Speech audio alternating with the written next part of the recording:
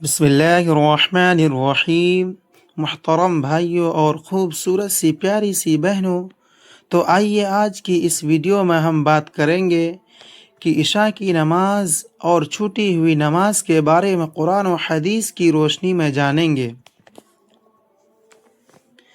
نماز اسلام کی بہت اہم عبادت ہے اور ہر مسلمان کے لیے اللہ تعالیٰ کی طرف سے فرض کی گئی ہے۔ نماز صرف چند الفاظ پڑھنے اور چند حرکات کرنے کا نام نہیں، بلکہ یہ اللہ تعالیٰ کے سامنے بندے کی حاضری، عاجزی اور اطاعت کا اظہار ہے۔ قرآن پاک میں اللہ تعالیٰ فرماتا ہے کہ نماز اہل ایمان پر مقررہ اوقات میں فرض کی گئی ہے۔ اس لیے ایک مسلمان کی کوشش ہونی چاہیے کہ وہ اپنی پانچوں نمازیں وقت پر ادا کرے۔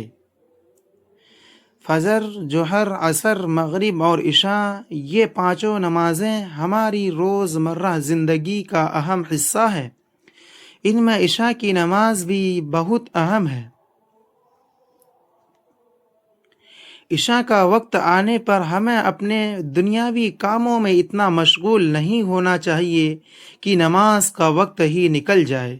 اللہ تعالیٰ نے ہمیں دنیا کے کام بھی کرنے کی اجازت دی ہے، لیکن نماز کو اس کے مقررہ وقت پر ادا کرنا ہماری ذمہ داری ہے۔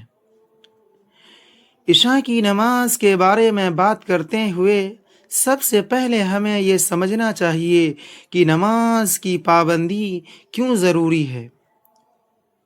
قرآن پاک میں اللہ تعالیٰ فرماتا ہے، بے شک نماز بے حیائی اور برے کاموں کو روکتی ہے۔ اس سے معلوم ہوتا ہے کہ نماز انسان کے دل اور عمل دونوں پر اثر ڈالتی ہے۔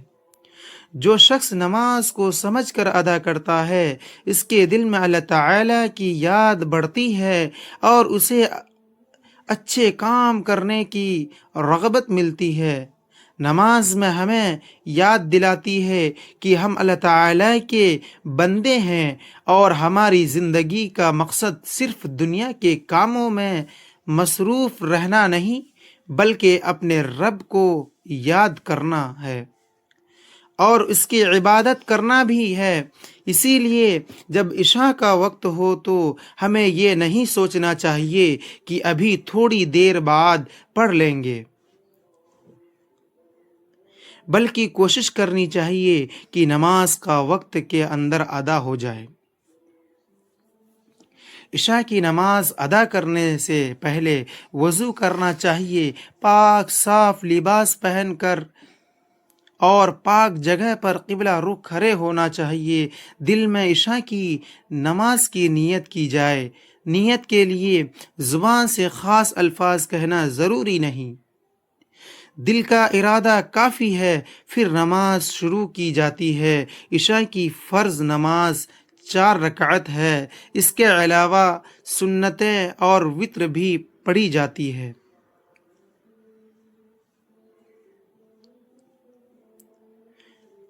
حنفی کے طریقے کے مطابق عشاء سے پہلے 4 رکعت سنت غیر مؤکدہ، پھر 4 رکعت فرض، اس کے بعد 2 رکعت سنت مؤکدہ اور پھر 3 رکعت وتر ادا کیے جاتے ہیں، جبکہ نفل الگ سے بھی پڑھی جا سکتی ہے۔ مختلف مذاہب میں بعض تفصیلات مختلف ہو سکتی ہے، اسی لیے اپنے معتبر عالم دین سے اپنے مسئلے کے مطابق طریقہ بھی سیکھنا چاہیے اچھا ہے۔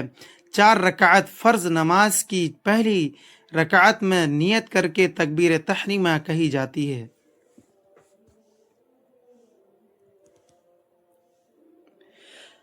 ہاتھ باندھ کر ثنا پڑھے جاتی ہے، پھر سورہ فاتحہ اور قرآن پاک کی کوئی سورت پڑھی جاتی ہے۔ اس کے بعد رکوع کیا جاتا ہے، پھر رکوع سے اٹھ کر سیدھے کھڑے ہو جاتے ہیں اور اس کے بعد 2 سجدے کیے جاتے ہیں۔ دوسری سجدہ بھی دوسری رکعت بھی اسی طرح ادا کی جاتی ہے۔ دوسری رکعت کے 2 سجدوں کے بعد بیٹھ کر التحیات پڑھی جاتی ہے اور پھر تیسری رکعت کے لیے کھڑے ہوتے ہیں۔ تیسری اور چوتھی رکعت مکمل کی جاتی ہے۔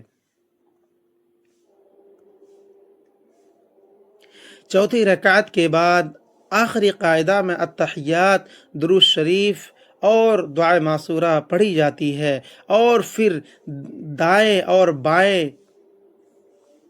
طرف سلام پھیرا جاتا ہے۔ اس طرح 4 رکعت فرض مکمل ہو جاتا ہے۔ اب ایک بہت اہم سوال یہ ہے کہ اگر کسی وجہ سے عشاء کی نماز رہ جائے تو کیا کرنا چاہیے؟ اس معاملے میں سب سے پہلے یہ دیکھنا ضروری ہے کہ نماز کیوں چھوٹی۔ اگر کوئی شخص سو گیا اور اس کی آنکھ نہیں کھلی یا نماز پڑھنا بھول گیا تو اسے جیسے ہی آنکھ کھلے یا نماز یاد آئے تو نماز ادا کرنی چاہیے۔ رسول اللہ صلی اللہ علیہ وسلم نے فرمایا کہ جس شخص سے نماز نیند یا بھول کی وجہ سے رہ جائے، جب اسے یاد آئے تو اسے نماز پڑھ لینی چاہیے۔ اس سے ہمیں یہ سبق ملتا ہے کہ اگر کبھی ہماری نماز نیند یا بھول کی وجہ سے رہ جائے تو ہمیں مایوس نہیں ہونا چاہیے، بلکہ اللہ تعالیٰ کی طرف رجوع کے ساتھ نماز ادا کرنی چاہیے۔ مثال کے طور پر اگر کسی شخص نے عشاء کی نماز کے لیے الارم لگایا تھا لیکن وہ گہری نیند میں سو گیا اور آنکھ رات کے آخری حصے میں کھلی تو اسے گھبرانے یا سوچنے کی ضرورت نہیں کہ اب نماز نہیں پڑھی جا سکتی ہے۔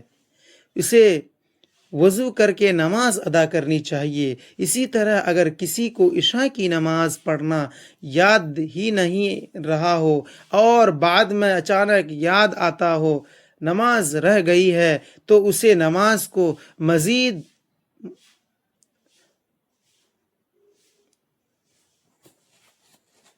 یاد آنے پر پڑھنا چاہیے، بلکہ یاد آتے ہی ادا کرنی چاہیے۔ اللہ تعالیٰ اپنے بندوں پر بہت مہربان ہے، اسی لیے بندے کو اللہ تعالیٰ کی رحمت سے نا امید نہیں ہونا چاہیے۔ لیکن اگر کوئی شخص جان بوجھ کر نماز کو چھوڑ دیتا ہے حالانکہ وہ نماز پڑھ سکتا تھا تو یہ بہت بڑی کوتاہی ہے۔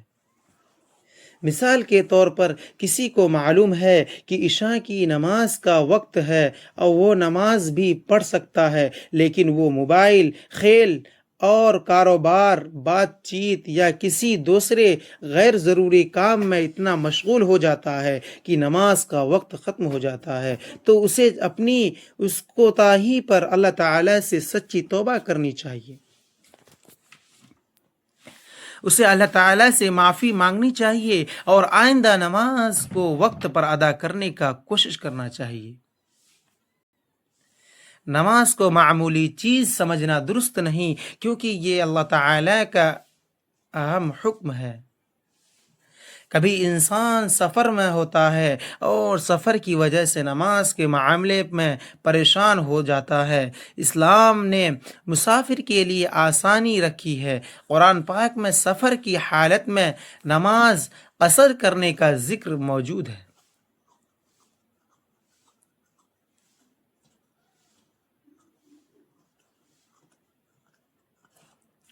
شرعی سفر کے شرائط پوری ہونے کی صورت میں 4 رکعت والی فرض نمازیں 2 رکعت پڑھی جاتی ہے۔ اسی لیے عشاء کے 4 فرض مسافر کے لیے 2 فرض ہو جاتے ہیں۔ یہ اللہ تعالیٰ کی طرف سے بندوں کے لیے آسانی ہے۔ اس سے ہمیں معلوم ہوتا ہے کہ اسلام مشکل دین نہیں بلکہ آسان دین ہے۔ اللہ تعالیٰ نے مختلف حالات میں اپنے بندوں کے لیے سہولیت رکھی ہے۔ البتہ سفر میں قصر کے معاملہ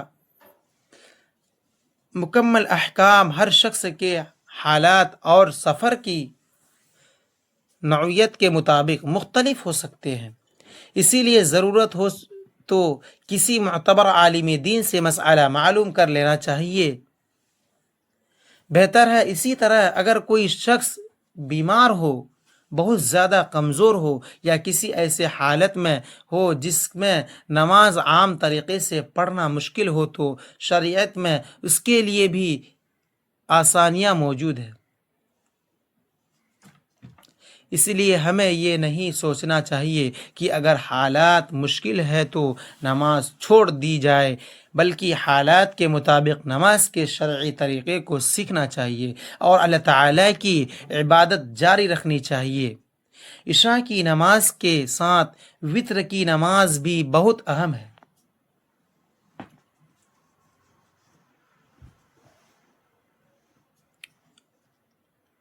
فقہ کے مطابق وتر 3 رکعت واجب ہے، جبکہ دوسرے فقہ مذاہب میں وتر کے حکم کی تفصیل مختلف ہے۔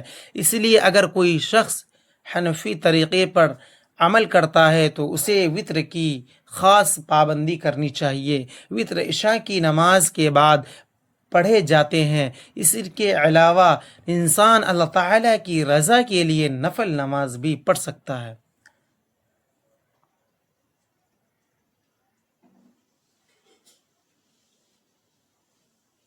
رات کے وقت تہجد کی نماز پڑھنا بھی بہت فضیلت والا عمل ہے، لیکن تہجد فرض نہیں ہے۔ سب سے پہلے فرض نمازوں کی پابندی ضروری ہے۔ ہمیں اپنے گھروں میں بھی پانچوں وقت کی نمازیں وقت پر ادا کرنا چاہیے۔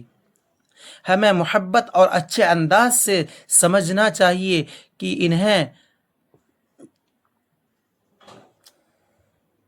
ڈانٹنے کے بجائے نماز کا مطلب، اس کی اہمیت اور اللہ تعالیٰ سے تعلق سمجھنا چاہیے۔